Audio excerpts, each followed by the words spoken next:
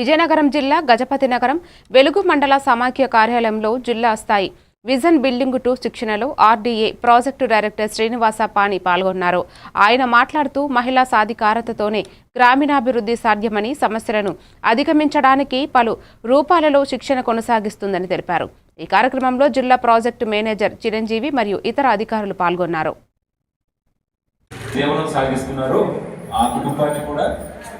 అభివృద్ధి చేయాలి, by the same time గ్రామాన్ని కూడా అభివృద్ధి చేయాలి. అయితే మీకు డౌట్ రావచ్చు, చదివినట్టేనా?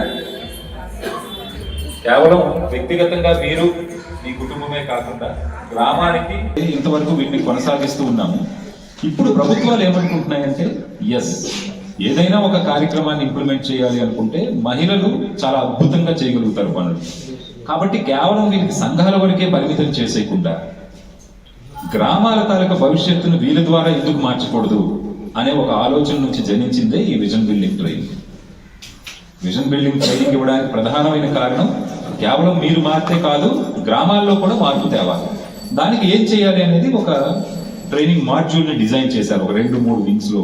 చిన్నప్పుడు మీరు పాఠశాలలో చదువుకుంటుండేటప్పుడు బహుశా మీ టీచర్లు కొన్ని ప్రశ్నలు అడుగుతారు, పెద్ద అయితే ఏమవుతాం, అవునా?